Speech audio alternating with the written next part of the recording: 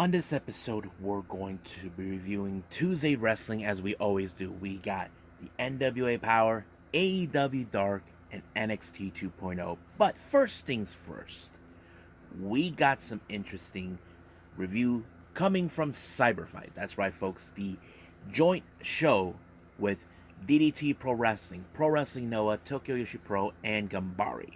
I'm excited because this is one of the biggest shows. Now, I must get warning, this one may take a little longer because it's a 6-hour show.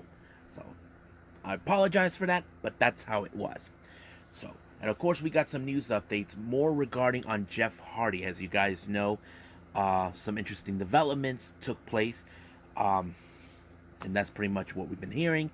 And also, more information, if you guys remember, I talked about Mark Briscoe. As you know, not too long ago, his wife ended up in the hospital due to complications during pregnancy, but she's fine. But we can give some good news for everyone and very other things. We definitely got an update on everyone is what's been going on. So, let's get ready with another episode of Deleted Wrestle Zone.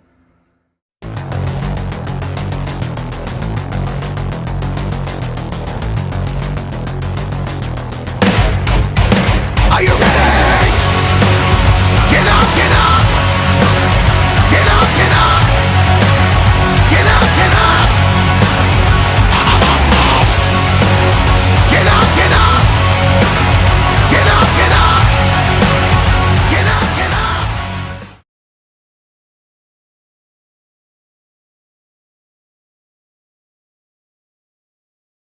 Welcome everybody to the Deleted Wrestle Zone, all things that is pro wrestling with AEW, NXT, New Japan Pro Wrestling, Impact Wrestling, the National Wrestling Alliance, various promotions, wrestlers, matches, and championships.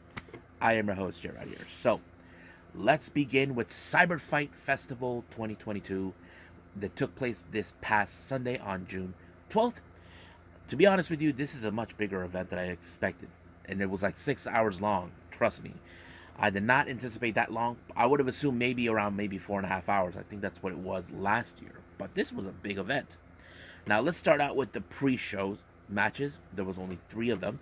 Now some of you may not like pre-shows, but I do like them anyway. Now, our first match, we have wrestlers from DDT. First team, we have Soma Tokoa teaming up with Kazuki Irada. As you know, Irada Sakaki, SOB. I don't think Tokoa is a big fan, but he puts up with him. Taking on Muscle Sakai and Yuki Onaya. I like to call this the Brute team because these guys are the huge individuals. Now, you know for a fact in this way, certain point, Irada will try to be he's always cocky, he's trying to think up ahead, but however, when he realized that he's dealing with 2 brutes and Tokoa, he just was like, no, I'll be outside if you need me. So, but however, it was, of course, Yuki Naya who made the pinfall on him when he body slammed him real hard, and boom, 1, 2, 3, good night Irada. Next match, we have, of course, members of the Tokyo Yoshi promotion, 5-on-5.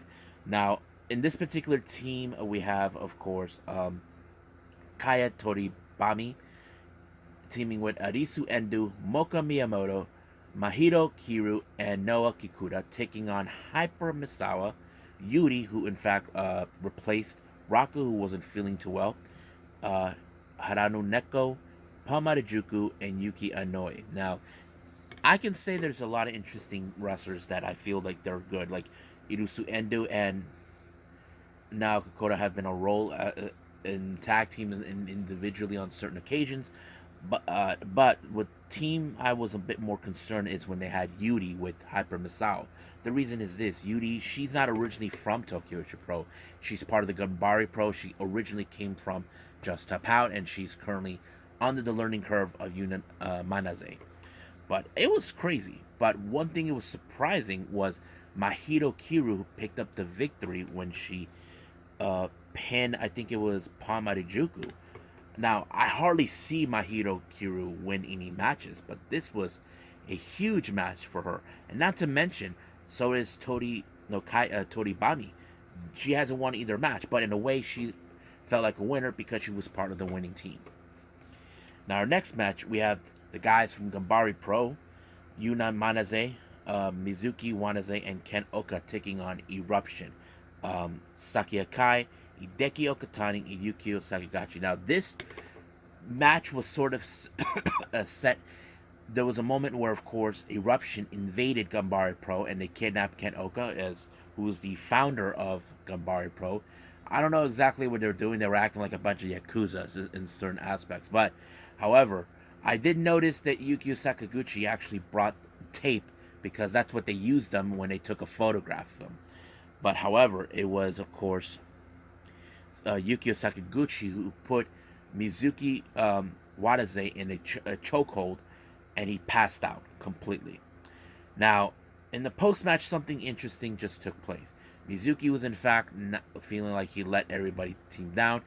He even requested the box that, like, the emergency kit, first aid kit, or whatever it was.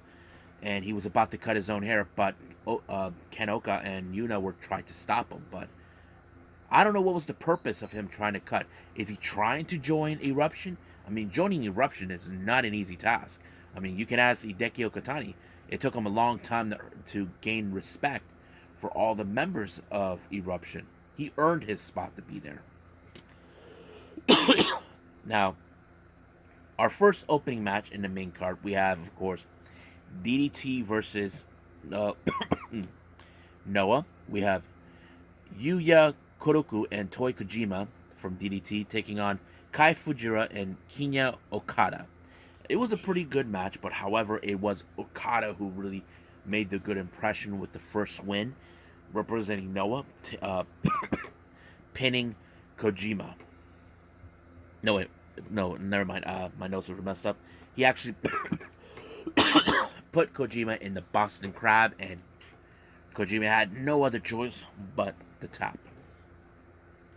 Next match, another Tokyo Pro match. We have Yuki Arai, Suzumi, and Akira Noah taking on Maki Ito, Julia Nagona, and Miyu Yamashita. Now, this is the first time I ever seen Julia Nagano teaming up with either of them. I know that one time Julia actually faced Miyu, but she was very impressive. But not to mention, I think she was a very good team player to Maki. Now, if you guys ever seen Maki and Miyu, Miyu puts Maki in a tower, but when she saw Yuki Arai was about to escape, Julia stopped her and put her back in her place.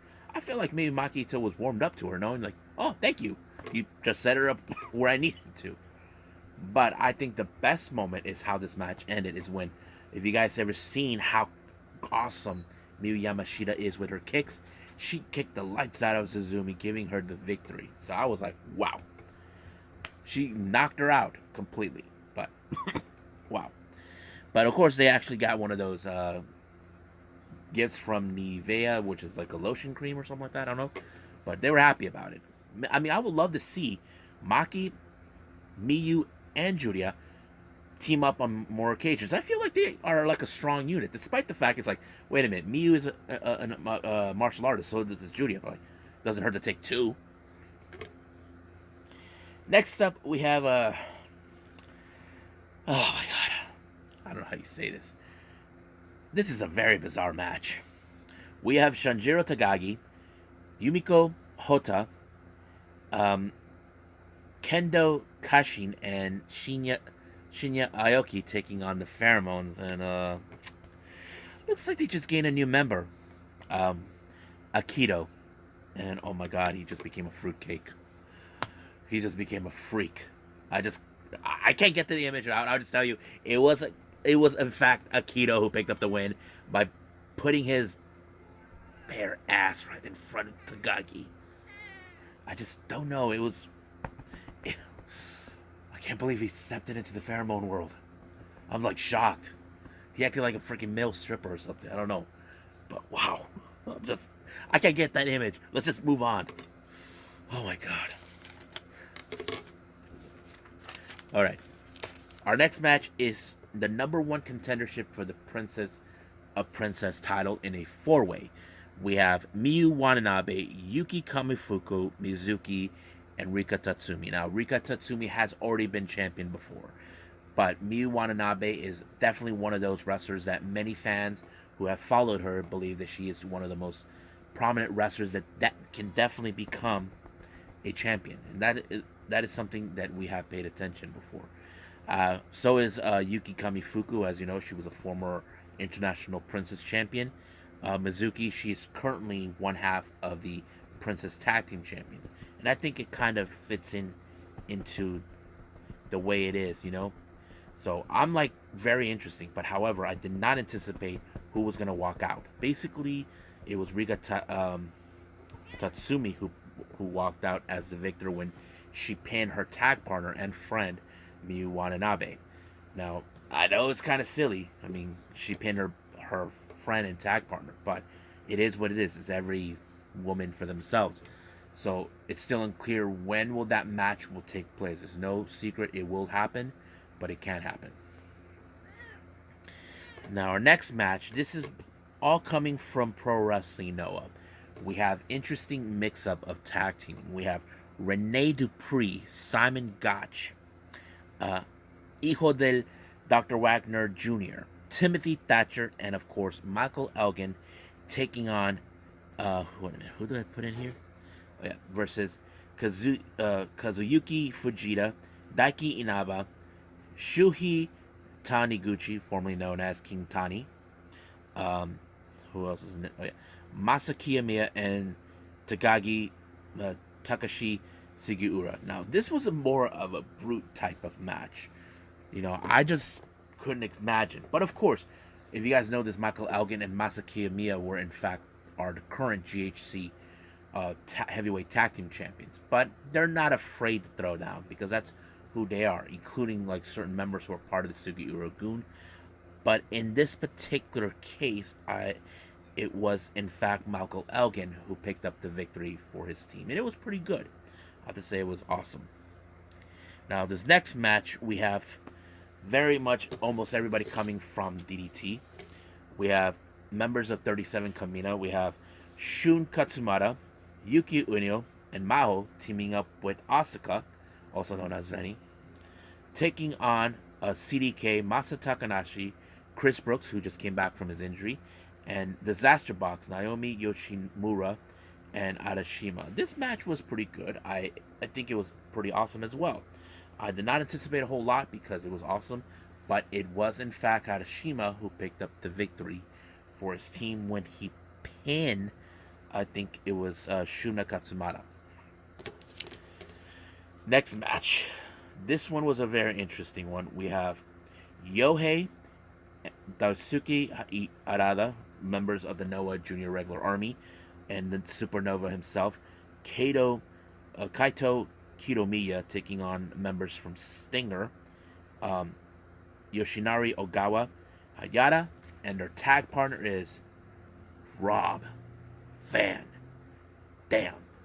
Now, those who did not know that, yes, Rob Van Dam participated in this event. I was surprised too. I mentioned this before, but according to Shinjiro Tagaki, who is the president of CyberFight, he has no say whatsoever. He did not know exactly this was going to happen, but it was a pretty good match. But I felt like they gave much of the spotlight to Rob Van Dam, especially when he applied the 5-star frog splash and ended right there. Now, our next match, this one is the one where I mentioned in these updates recently. As you know, we have Yoshiko Inamura, who just came out with a new look and brand new theme, teaming up with Atsushi Kotoge, who's also a member of the Noah Junior Regular Army, teaming up with member of Kongo, Katsuhiko Nakajima. Now, originally, Naomichi Marufuji was supposed to be here in this match, but due to having knee problems, he had to withdraw, and Nakajima took his spot. They're taking on Kazusada Iguchi from Eruption. He's teamed up with the members of Burning, Jun Akiyama and Tetsuya Endo. But this match, I have to say, it ended a lot more quickly better because Nakajima knocked out Tetsuya Endo, giving him a concussion. Now you can tell Akiyama did not like what he saw. As you know, this is not something he takes this kindly. So the match had to be called due to the fact that he was knocked out. They couldn't continue like this. They mentioned that he received a concussion, and because of that, he had to relinquish the KOD Openweight Championship. So there's that. Yeah. Now our next match is a hardcore match between Daisuke Zuzaki and Kendo. Now originally Kendo, he has issues towards Shinjiro Takagi. Now if you guys don't know why, you probably ask me why does he have issues with Takagi? Well, there's a reason why. Kendo always considered himself a real pro wrestler. Everyone else, like Kato Kiyomiya, is fake. Guys like, Stinger are fake. He considered himself and everyone in Congo the true pro wrestlers. Takagi, he looks at him as, you're an embarrassment. Get the fudge out of pro wrestling. But when his surprise visit at a DDT event, he was confronted by Zuzaki. Now, Zuzaki hates Takagi much as Kendo does. But, of course, Tagagi's like saying, hey, don't deal with that old fuzz. Deal with me. I'm the true star. Now, Kendo respects that he is a real wrestler, but he questioned him, why in the hell are you in this dump? But later when things were escalating in this whole thing before this match, it turned into a hardcore match. Now, you would assume in this particular match that Daisuke Zuzaki will walk out as the victor. But let me tell you this, Kendo, he is no slouch when it comes to beating his opponents senselessly. He doesn't mess around. He even gives warnings to anybody to stay out of his freaking way. And people don't listen or they get knocked out. And that's exactly what Kendo did. He picked up a huge victory on Zuzaki with the 1-2-3 good night. Now, before we jump into the last two matches with championships, we have Keiji Muto, who made a surprise appearance. I did mention this was about his retirement. Now, keep in mind, this was something that he did not choose. Doctors did that for him. So, I already gave that on the last news updates from the last episode, but yes. Now, our first championship match, we have the Princess of Princess Championship. Yuka Sakasaki and Shoko Nakajima. Now, Yuka, as you know, last year was part of the very first CyberFight. She came up short against Miyu Yamashita. So this is more like wants to, find redemption from last year. But first things first, she has to go against Shoko Nakajima. I have to say it was a pretty strong match between them. As you know, Nakajima, who has been a very strong champion ever since defeating Miyu Yamashita at Grand Princess last March, it was showing that, she is truly a very strong champion. So basically, it was Nakajima with the senton dive bomb that allowed her to pick up a huge victory against Yuka Sakasaki. But we do know she has Rika Tatsumi, who will be facing her some point for the title. Now, our main event is the GHC Heavyweight Championship between Satoshi Kojima, or as we call him, the Bread, or Cozy, or whatever you want to call him, taking on Shoji Ozaki, who is in fact a Noah. Now, this match is pretty interesting. Now, I did not anticipate Kojima wants to challenge for this title, but man, it was a hard-hitting match. But it was the lariat that allowed for Kojima to pick up a huge victory against Shiozaki. However, before he starts the promo, all of a sudden, music hits. It's Kendo. Now, it doesn't take a genius who doesn't understand Japanese, knows what this is about. And of course, it was obvious to me, and I'm sure people who've seen it, those who haven't will probably hear this. Well, it's no secret that he probably wants an opportunity to become GHC Heavyweight Champion once again. Yes, I looked up his championship records. It turns out that he was a one-time champion, but now he wants to have another opportunity. Now, he had two occasions where he tried during the N1 victory, came up short in the finals. But now this is his next opportunity. As you know, he probably told him, don't get in my way, asshole. So that's what I think he's trying to do. So it's kind of interesting. So I have to, like I said, this was a long pay-per-view, and you probably noticed this one took almost 18 minutes for me to talk. So I think that's pretty much it. So let's move on with NWA Powerrr.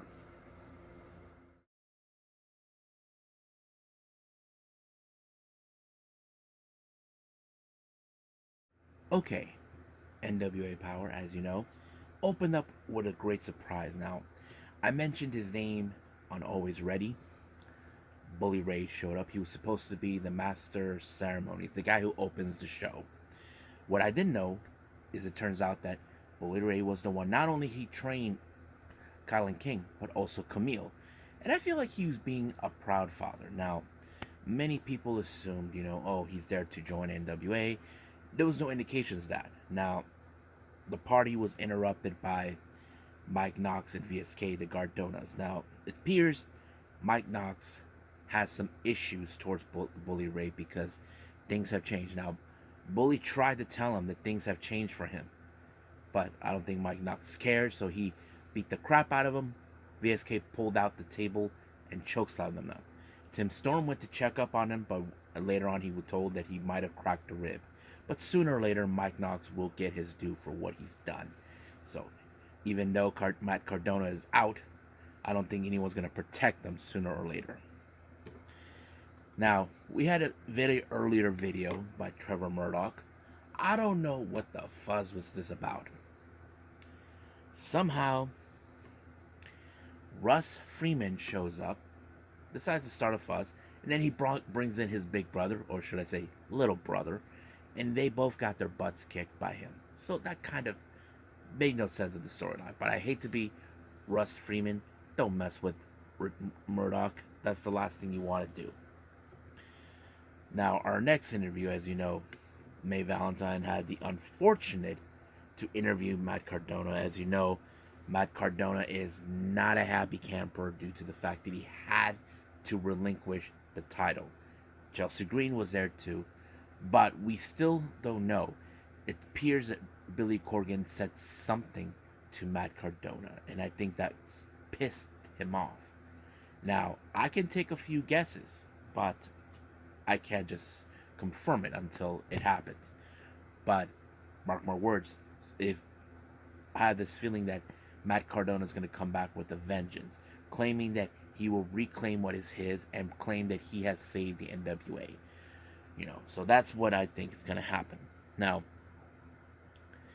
another interview that was conducted by May Valentine, Luke Hawx shows up after he's tried to save his son PJ and Homicide, a guy that he knew. Well, apparently he was pissed off that Homicide didn't even bother checking up on him or PJ. So he kind of feels like he was betrayed by someone he trusted. So we could see a feud between those two sooner or later.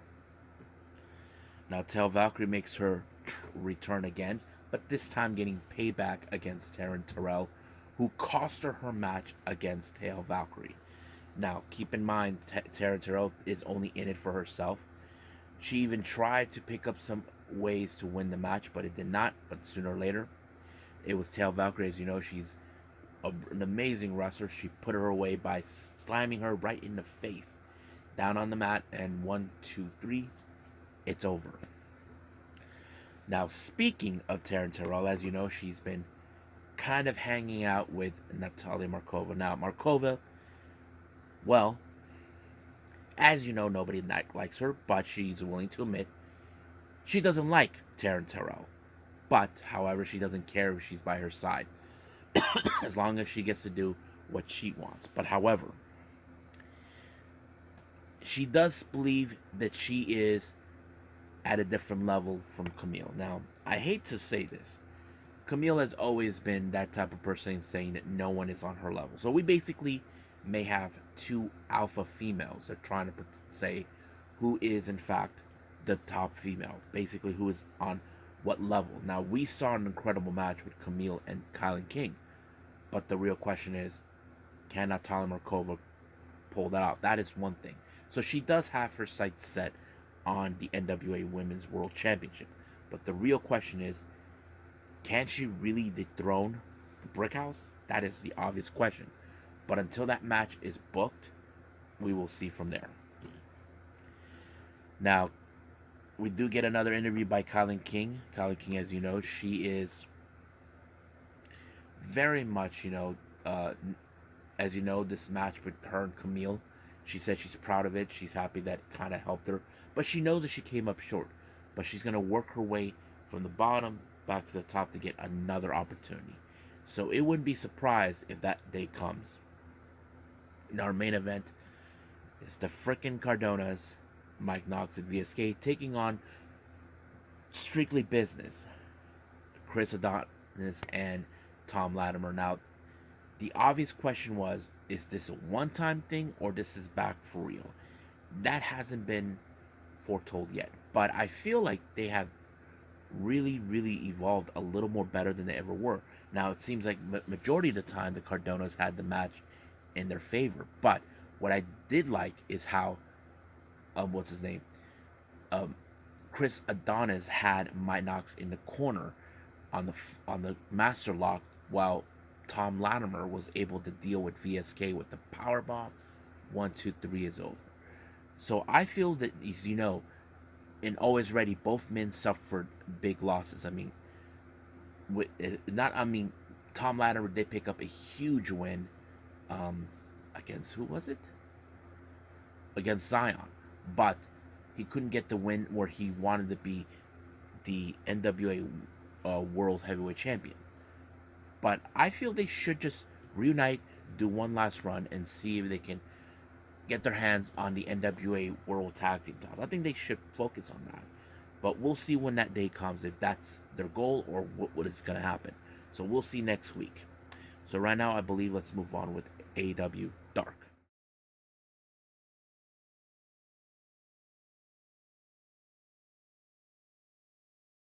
Okay, AEW Dark opened up with QT Marshall taking on Allen Five Angels. Now, keep in mind, this is another case of master versus student. As you know, Allen Five Angels was trained in the factory, but of course, Allen Angels will not be recognized. Does not want to be recognized as that part. As you know, he's always been proud to be part of the Dark Order ever since the late Brody Lee recruited him. So I thought it was a pretty interesting match, but however, as you know, Aaron Solo was there, even Alex Reynolds and 10 were trying to deal with him, but however, QT pulled up the Diamond Cutter, picking up a good victory for himself. Now, next match, we have Bobby Fish versus Brock Anderson. Now, I thought this match was pretty interesting. As you know, Brock, as we know who he is, but however, Bobby Fish has much better experience than him. Put him in a leg lock and forced Brock Anderson to tap out, but however, he refuses to let go, tried to break his leg. Luckily for him, Brock Anderson was saved by none other than Darby Allin. As you know, Darby has his fair issues towards the Undisputed Elite for what happened to Sting. So sooner or later, we will see Bobby Fish being dealt with by Darby Allin. Our next match, we have the Jericho Association Society, Daniel Garcia, Matt Menard, and Angelo Parker taking on Jake Banning, Sin Bodhi, and Ray Rosas. Now, this match ended with, of course, with Daniel Garcia doing the Scorpion Deathlock, allowing themselves to win. But however, they, in the post-match promo, they felt that they're confident that that the Blood and Guts will go into favor to the Jericho Association Society. So they believe this is going to be in their bag. Now, keep in mind, Jericho did not win the Blood and Guts from last year against MJF in the Pinnacle, but we'll see how this one goes out. Next up, we got women's trios action. Diamante, Emi Sakura, and the Native Beast, Nyla Rose, taking on Anna Jay, Ruby Soho, and Chris Statlander. Keep in mind, Chris Statlander, as you know, she is trying to get things back in her ways as the new look. But however, it was Chris Statlander that picked up the victory when she pinned Diamante, giving her a huge victory for this one. Our next match, we have member of the Factory, Anthony Ogogo, taking on Nick Ruiz. Now, you know how this one ends with Ogogo, where he gives that one punch. If he doesn't get up with the count of 10, it's over. Next match, we got Nick Camarado of the Factory taking on Konosuke Takeshita. Now, Takeshita, as you know, he is a star in Japan, but he is now becoming a much bigger star here in the States, who's been so impressive. But the real question is, can he deal with a guy of the size of Nick Camarado? Well, to answer to that, he was able to pull it off. Now, he did try the knee strike once, but it failed. But what he did is reversed it when he got sent to the turnbuckle and bam, whacking Nick Comoroto, allowing himself to pick up a huge victory against Nick Comoroto. Next match, we have Matt Sydal versus Tyler Rust. Now, keep in mind, these two individuals do have, how do I say, great technical work in the ground, but it was Matt Sydal that picked up the victory when he pinned Tyler Rust. Now, our main event is Ethan Page versus Frankie Kazarian. Now, basically, these two have their issues in the past, as you know. Ethan Page, Frankie Kazarian was betrayed by Scorpio Sky, someone he thought he was his friend, but he decided to do that. But of course, that piece of garbage, Dan Lambert, had to be there to interfere, but of course, it didn't work, so he had to call the injured reserve, Scorpio Sky. Now, they tried to give him a beating, but out of nowhere, Christopher Daniels showed up. But as soon as the post-match promo began, of course, Lambert had to remind them that they're not allowed to team up. But it doesn't say that they're not allowed to kick their ass. So that is something that it would make sense. Unless they can find a loophole. And trust me, if there is, Lambert will have his due sooner or later. So I think that's pretty much it what we got with AEW Dark. I believe we should do our final review, NXT 2.0.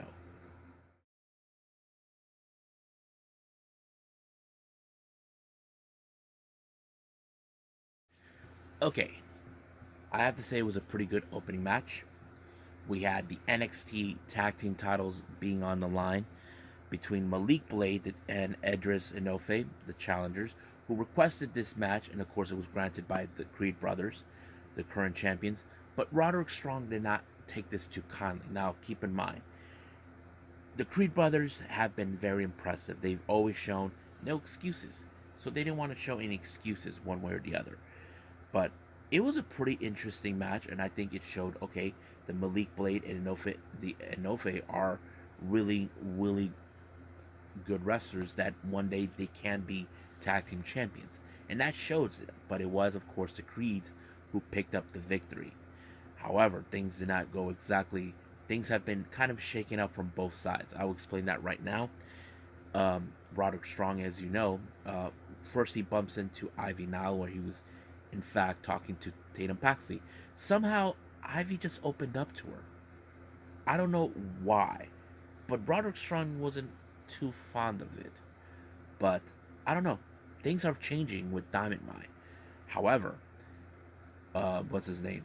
Oh yeah, I think it was Julius. Julius told Roderick Strong that he booked, of course, Roderick Strong and Damon Kemp to be in a match together against a team. However, Roderick Strong said he's still hurt, but of course they reminded them no excuses. So he had no other choice. But I don't think they ever mentioned exactly who was their opponents. But speaking of their opponents, the Creed Brothers opponents they faced, Edris Enofe and Malik Blade, they were a bit disappointed, but they were confronted by Cameron Grimes, giving them that tough love. But Cameron Grimes looks at them like, you guys are a well-deserving team. So the real question is, are they going to pick up on that? Well, we'll see. Like I said, it was the matter of tough love.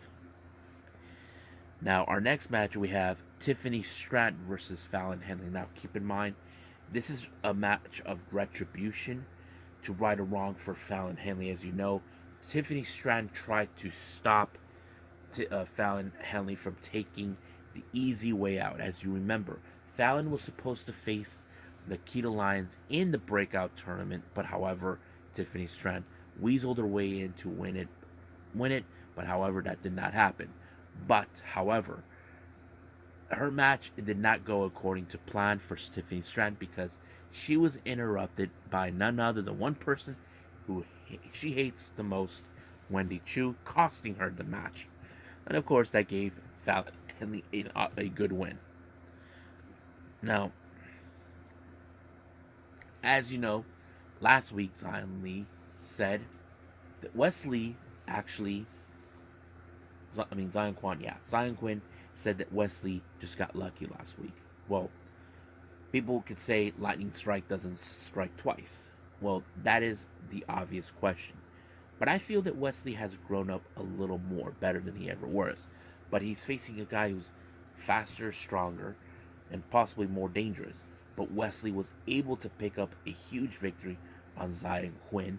And of course, as soon as he lost, he had to confront Sanga, who was in fact having a little nice conversation with Ulissa Leon and Valentina Feroz. But however, he set up a match. I think he might see a match between those two somewhere down the line. Now, as you know, recently we saw there was going to be a promotion set up by the Dawn of NXT, but however, he was interrupted by none other than by the A champion Carmelo Hayes and Trick Williams. However, we don't know exactly what's the extent. Now, Tony D thought that Escobar had something to do with, but I think he's having a little more fun with this because, as you know, he's humiliated that he lost to Tony D and all this and that. But that match was great, as you know. However, I think what was so funny is that Santos Escobar doesn't need to do anything. He just sees how Tony D is making a fool of himself by barking orders, how things are not going his way. Now you can say he's just planning something, maybe, but there's the old saying, I don't mean to make fun of you. You can do that all for yourself. And I think that's what Santos is enjoying. He's seeing how humiliating Tony D has started. And I think that's the real thing. I thought it was great. It were great because apparently Cruz del Toro messed up by cross slamming. I think it was a 2 times, and I thought it was funny. Now, as you know, Cameron Grimes, as you know, he had a lot of his mind. He didn't need no sympathy with people. He told that to Braun Breaker, but Braun Breaker was confronted by Duke Hudson about how he beat him, but he did put the NXT Championship on the line. And I thought Braun Breaker in that match with Duke Hudson was pretty interesting because it showed he's a fighting champion. So that kind of makes sense. But however, as soon as he won that match, he was confronted by, of course, none other than Cameron Grimes. Now, Grimes pictures himself saying that he's the kind of guy who had to work the top. But he views Braun Breaker saying, okay, we all know who your dad is. That's the reason you were giving everything. Like, everything was handed to him on a silver platter. So that kind of ticks him off about it. But Braun Breaker doesn't need, to be given everything. And I think that's what he tried. He wants to prove that he can do this even without the name of his family. All right. As you know, recently we did have Joe Gacy once again causing more problems, but this time we don't even know who the hell these D guys in the hoods, the Diad, are about. They were booked to take on Dante Chen and Javier Bernal. Now, we don't know who they are. Even fans were telling them to take off the hoods. But it's still unclear who are they. But Joe Gacy, whoever these guys are, he was enjoying it. But it was, I think, Javier Bernal who picked up the bad side. I just, I don't know. But Joe Gacy did put out a very interesting message saying that things will go exactly his way. Now, we do get an interview with Sophia Cromwell, Robert Stone, and Von Wagner. They're still beside themselves after what happened last week where Brooks Jensen used his cast against Von Wagner. So they set up a match for next week against Brooks Jensen. But however, Fallon and Josh Briggs are banned from ringside, and so is Sophia Cromwell and Mr. Stone. But something tells me it's not going to go exactly that way, but we'll see. Now, for a while, we've been hearing this guy, Giovanni Vinci, who's been, on a roll. I did mention it's Fabian Eichner, but he was repackaged. Being the Italian character, I think that was something they were aiming for, and I think it showed pretty well. It showed that he's powerful, he's faster, he's agile. But there was a moment where Guru Raj messed up, and of course, Giovanni picked up a huge victory against him. Now, our next match, we have, of course, our main event. Indy Hartwell, Roxanne Perez, Cora Jade taking on Toxic Attraction. Now, Toxic Attraction are trying to send a message to these ladies. As you know, they're saying that they're not in their level, that they're trying to stop Roxanne from ever trying to cash in her NXT breakout contract. But however, the real obvious question is, can Indy Hartwell, Cora Jade, and Roxanne Perez coexist? And I think they proved it a little bit on this one. But it was, of course, Cora Jade who put away Gigi Dolan with a finisher, and Roxanne picked up the victory for their team. But the obvious question has to be remain: should Toxic Attraction be worried that their reign could fall in, that their attraction is in danger? They will do whatever it takes to ensure things stays their way. But we'll see what that day comes, happens. I don't know when, don't know where, but we got to pay attention. Now, on the good news of NXT, as you know, they just went back on the road, did some shows in Florida. I don't know if they're going to be traveling outside of Florida. That's the obvious question. But looks like they had a huge success. They put in some clips, and I think it was pretty awesome to see it. So I think that's pretty much it. So let's move on to our last thing, news updates.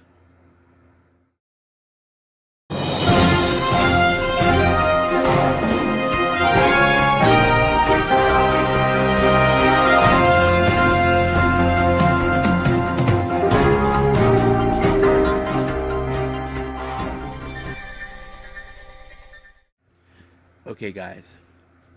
In a previous episode last month on the news updates, Mark Briscoe had to not appear at a GCW. It was foretold that his wife had complications in her pregnancy. She was rushed to the hospital, but she did fine. But the one thing that Mark Briscoe did mention, that they were trying to avoid not to have premature child. That's the one thing. It turns out it did happen. Congratulations to Mark Briscoe for being a dad. But fortunately, the baby was born a month and a half early. But they're saying that he is getting stronger. Hopefully, things will work out. All we can do right now for us fans is to give positive vibes, thoughts, and prayers to Mark Briscoe, to his wife, and their baby. Now, on the good news here, Willow Nightingale, as you guys know, she's been on a roll recently, being on MLW. She was on Ring of Honor. She made appearances in AEW. Well, it's been announced by Tokyo Pro that she will be making her debut in the upcoming pay-per-view Summer Sun Princess 22 in next month. I'm excited for this. Now, it's still unclear who her opponent is, but it's going to be interesting. So, congratulations, Willow Nightingale, for accomplishing a goal that I hope it's what you hopefully dreamed of, but we'll see. Now, I talked about Actwres girls before, as you know. There's this sort of like a subgroup called Action Ring Girls. The Actwres girls actually announced that there's going to be a new team for the At Ring. This one will be called Tao Shi or something like that. Is a kind of like a Japanese theme group, basically, and the leader will be none other than Ayano Iri, but she'll be called herself Rinrin. But the designs of the characters and the team was created by Mari Sakamoto. I'm a huge fan of Mari. She's an amazing wrestler. She's like a little bit like Katana, if you guys know what I mean. But Mari is part of that Action Girls too. And if you guys never seen Action Ring Girls, it's more of a theatrical wrestling show. You know, basically they have like these interesting characters. There's a pirate character, Mari Sakamoto is one of them. I just don't know which one the name of the team, but yes. So that's what it was. Now, more on the Konosuke Takeshita expedition. It was announced that he will be returning back to Prestige Wrestling for the non-stop Feeling event on July 22nd. And it will be in Portland, Oregon. So I'm excited for him to be that. I haven't seen the latest Prestige where they have the Maki Ito and Miyu Yamashita. I will see those soon enough. Now, Progress Wrestling, as you know, they announced recently for their upcoming tour, the Deadly Viper. I did mention Konosuke Takeshita will be involved in one of the shows, but however, it was announced that on their stop to Birmingham, UK, they announced that on the 25th of September, Masahiro Takanashi will be making his debut, and this is going to be interesting. You know, Masa going to England to participate in this. Now, our last update we have is from Beyond Wrestling. They announced for their upcoming event, Americana 22, on August 21st. It was revealed that Wheeler Yuta of the Blackpool Combat Club will be making his return again. This is going to be interesting because in Beyond Wrestling he had a different faction, but I don't know how his faction will feel with him now that he's a member of the Blackpool Combat Club. So we'll see about how that turns out. So I'm kind of excited for that. So right now, let's just call it a day. Well, I hope everybody enjoys this episode. I did mention in the previous episode about the WatchProWrestling.live link where you guys can watch pro wrestling in any ways possible. It came back all of a sudden, but apparently from whoever runs the whole link revealed that it was suspended because of payments. If you guys have that link that I mentioned, WatchProWrestling.live, they're asking for our help to donate money to them to continue giving us some wrestling shows that we definitely could like. They said nothing too big, nothing too small. You can see that they put that as an announcement. I don't know. So basically, it was shut down for a while, but I'm glad it's back because the truth is, I watched the Stardom shows on that one. I like that one because I get to see a lot of the Yoshi promotions. It's not only just Tokyo Yoshi Pro and Stardom, but Marvelous, Pro Wrestling Waves, Sendai Girls, and many others that we've seen over time. So that's what I like about that one. But coming up for our next episode, we will do AEW Dynamite. I haven't decided yet what I'm going to throw in. I'm considering throwing the Yoshi promotions I missed. I definitely want to see those, but we'll see about that. But at the moment, I believe that's what I'm going to be doing.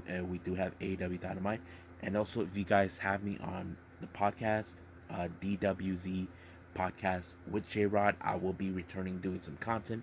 I got some interesting things I want to talk about, especially when the Cosmic Angels just added new members with their match. But of course, the obvious thing is their rivalry with DDM, how this thing will affect them, you know, how this will change everything, and many other things that we definitely will be talking about. But for now, I'll see you guys in the next DWZ time. Same DWZ channel. I must bid all of you adieu. So, goodbye. Mwah. And have a nice day.